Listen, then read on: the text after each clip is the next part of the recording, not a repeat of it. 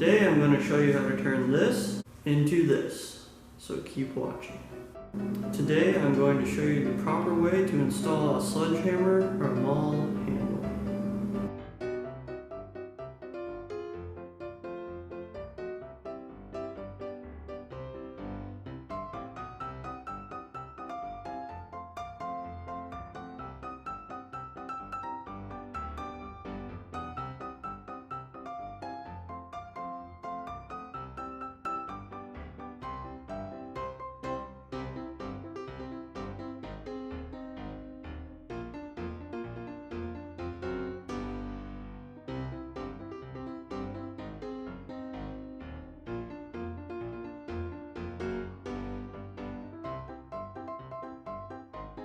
Before we start, there's going to be a few things you're going to need. First of all, a handle for the tool that you're going to be working on, along with the tool head that you're going to be working on, be it a hammer or an axe.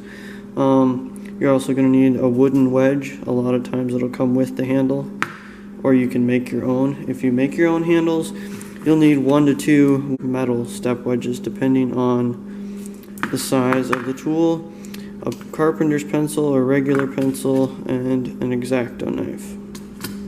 You're also going to need a rubber mallet or hammer like that, and you'll see why in a little bit. It's optional, but you also need some oil for oiling the tool to keep it from rusting again if it's not already oiled. And then you'll need some wood glue. You don't have to have it, but I find that it helps to kind of put some on the wedge so it stays in once you hammer it in. Before I put the handle on the sledgehammer, I'm going to put some oil in the hole. That way, when I oil it after it's finished on the outside, it'll have the oil in there already. So I'm going to grab a Q-tip, or you can grab a paper towel or shop towel or anything like that, and then apply some to the inside.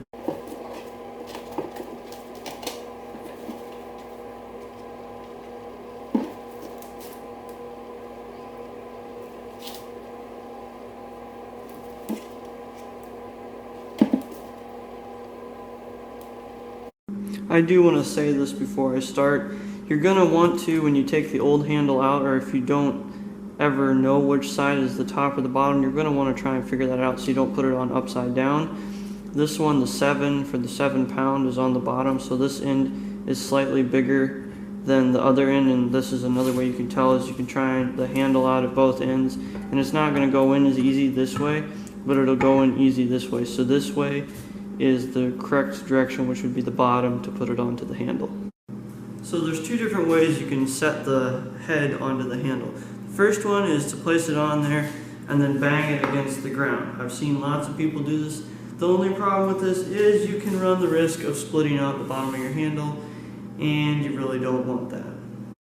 The second way to do this is to place it on the handle like you did with the first method, then hold it upside down, take a hammer and hit the bottom of the handle, and as you do that you want to make sure your hand slides up and the force of your downwards blow will drive the head up onto the handle.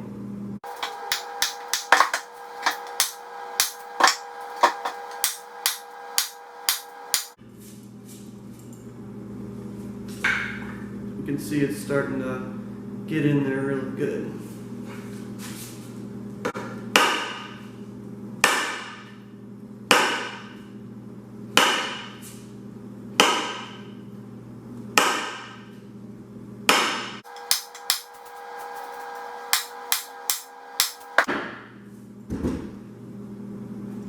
You can also wear like a leather glove so you don't get blisters on your hands while you're doing this, but you can do it however you want.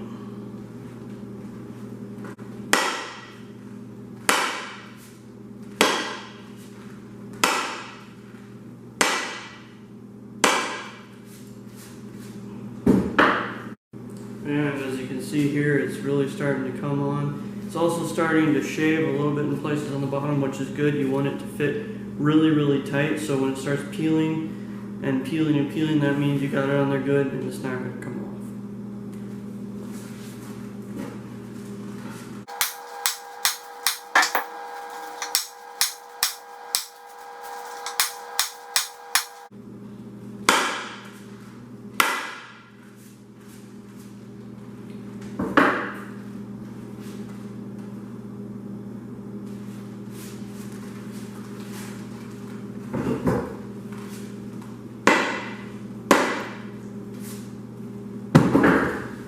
It's getting really close, but I think I'm going to try to get it some more just to make sure it's on there good and tight.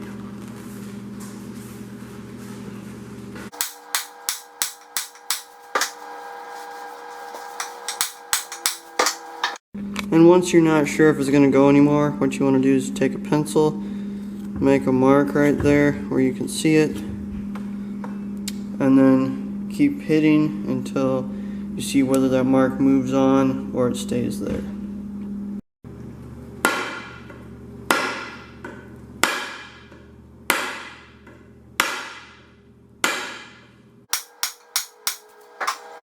If you look really close right here, you can see that the line that we drew out here is now almost all the way inside, which means there's still some more room we can put into it so we can keep pushing.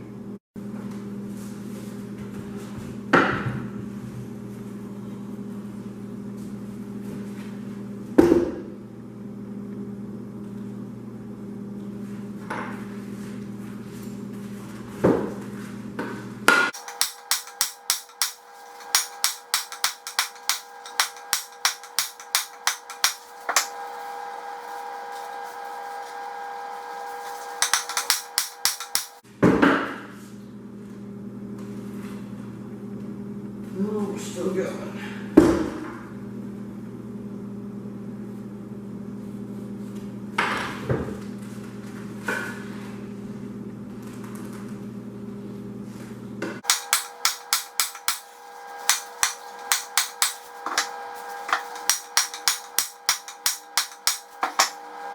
As you can see, it's started to peel around there, which means it's getting in there good and tight.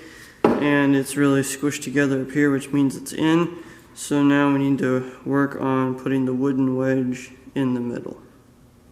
If you have to trim your wedge, kind of trim it like at an angle down as well, so that it wedges, in addition to wedging this way, it also wedges that way.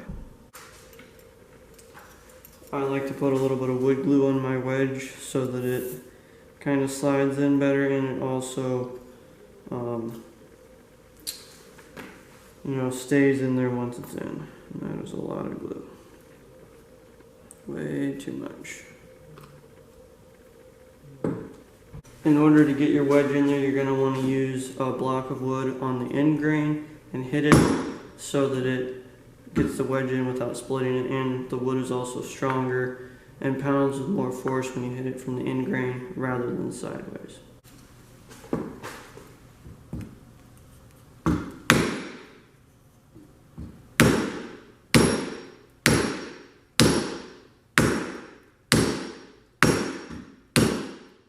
You're also going to want to make sure the bottom of your handle is resting on something during this part so that it doesn't wham back out of the hammer. Once your wedge is in there, it's not supposed to split like mine did because I didn't do it exactly perfect, but everyone makes mistakes. You're going to want to take a fine-tooth saw and cut it off either flush or 1/8 to 1/4 of an inch above the hammer, just so you get rid of the excess and it looks nice.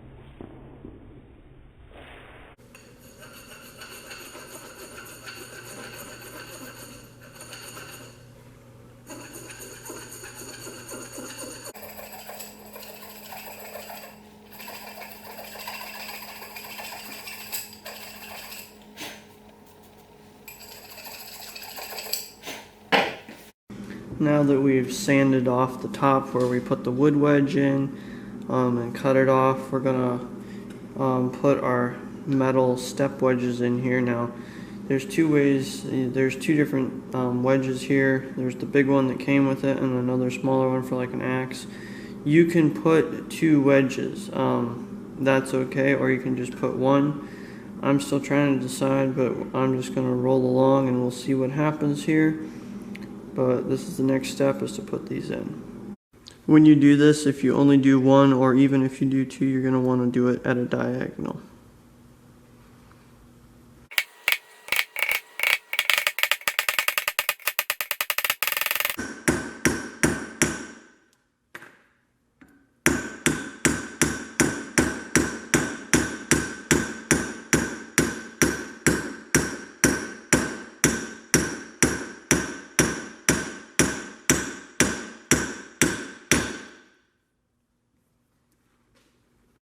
Now we're going to put some oil on the top and on the rest of the hammer to seal everything up.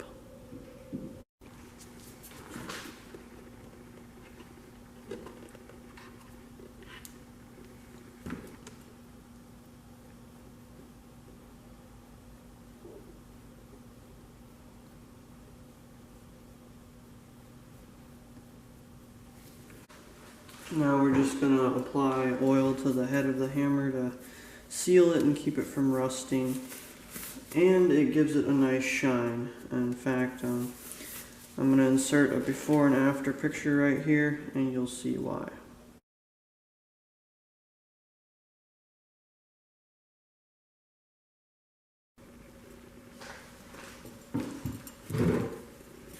So you're just going to want to take a towel, paper towel, shop towel, rag, and then put a little bit of oil on it.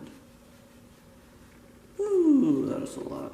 Too much. Oh well. We're all in this together. Okay. And then you just want to put it onto the tool head, and this will seal it from further rust, and it will also give it a nice shine. I got a ton on this cloth.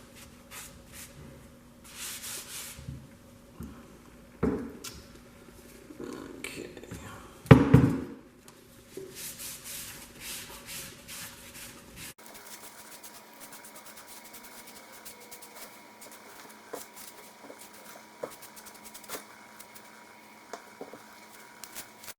Here is our finished sledgehammer. It's looking pretty good.